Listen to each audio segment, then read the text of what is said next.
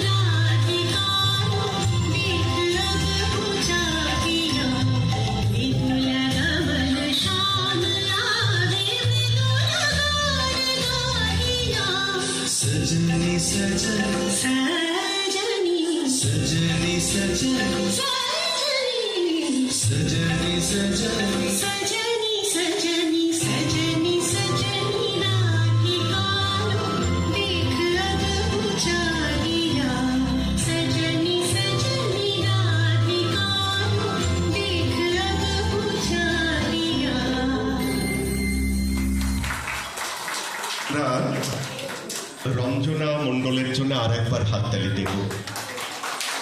কেন? ও কিন্তু কোথাও শেখেনি, কোথাও শিখত না, তারপর ডান্স বাংলা ডান্সে পৌঁছতে পেরেছিল এবং ওখানে অনেকদিন পারফরমেন্স করেছে। এটা একটা এই প্রতিভা, ভেতরে যদি এই প্রতিভা না থাকে সম্ভব কি? আর চেষ্টা, তার মেধা আছে, চেষ্টা আছে, এই দুটোর সম্মিলিত রূপ আজকে আমরা দেখছি। ডান্স বাংলার ডান্স খ্যাত বলতে পারছি রঞ্জনা মণ্ডলকে। আর একবার হাততালি ওর জন্য। আর দুটো কৈফিয়ত দিয়ে এবার আসলে যারা প্রথম থেকে আছেন তারা জানেন আমাদের দুজনেরই সঞ্চালনা করার কথা, কিন্তু ডাক্তার আমাকে বলেছেন ভয়েস রেস্ট, সেই জন্যে একসঙ্গে করিনি। ইচ্ছে ছিল একসঙ্গে করা, কখনো আমার পেছনের শক্তি যে শম্পা দে, সে করবে কখনো